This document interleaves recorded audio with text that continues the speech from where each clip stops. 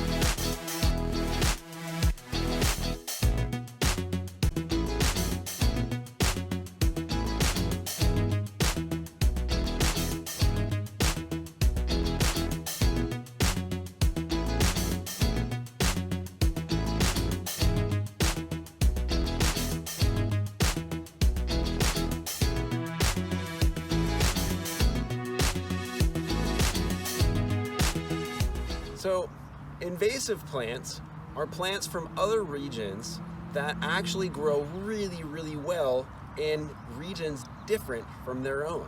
So, it's really cool to see Canadian thistle, dandelions, and Himalayan Blackberry grow so well in our environment. But there's a problem to that. A lot of animals don't use them for food. So what they end up doing is they take up nutrients and space and end up out-competing native plants like our Oregon ash, vine maples, or even our plantains down here. So invasive species removal is a really important part of conservation.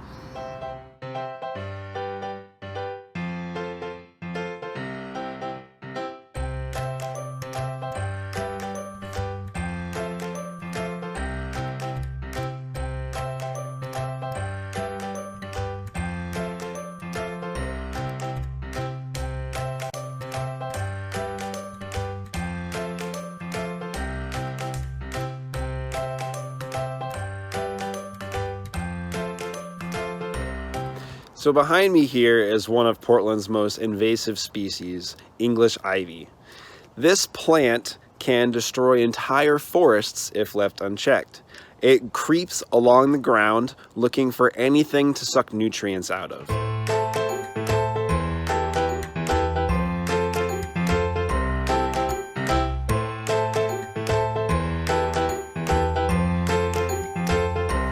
So Canadian thistle has long, slender green leaves, large points at the end of these leaves. These little stickers here help protect the plant. Now, this is why it's called thistle. So dandelions originated actually from Europe. They were brought over here by settlers hundreds of years ago and are actually considered naturalized, but they are also still an invasive species in certain areas. Now, what's cool about dandelions is that the entire plant is actually edible. Now, you want to make sure with an adult that you have the right type of dandelion because there are tons of species out there. But you want to look for bright, wide yellow heads, long green stems and big green leaves here. Now, to get them, to remove them, you want to make sure to get the entire tuber root. It's a long tuber root that can be upwards of 6 to 7 inches long.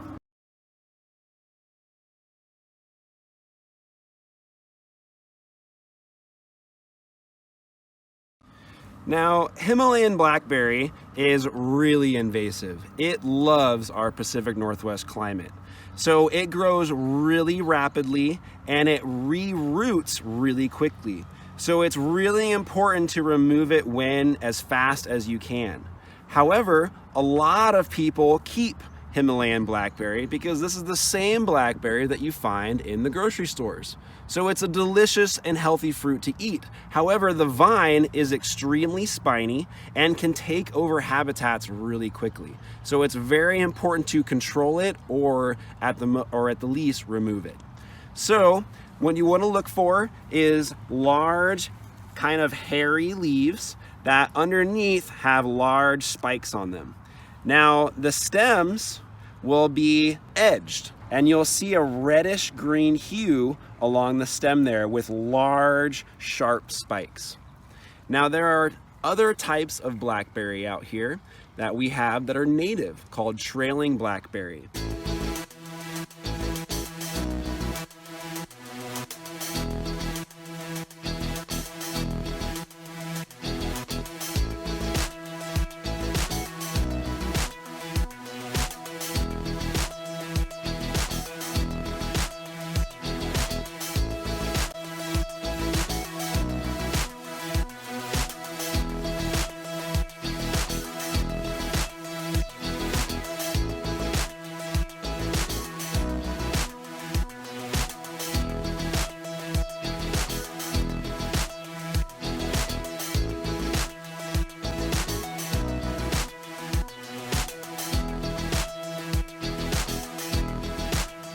Conservation is really easy to do at home.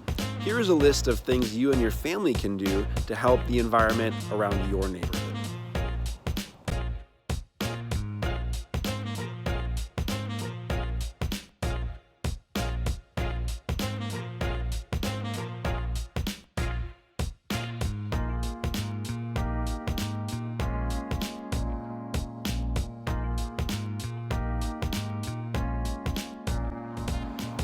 So for today's activity, we are going to do what is considered a line transect.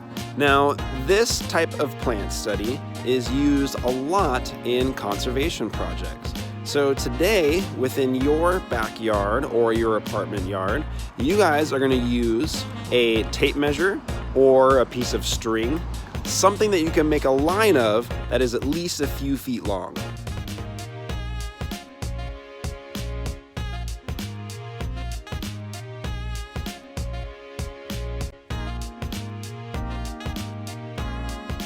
So I only got about 4 species on my line transect, only 1 native species. The others were from different areas around the world.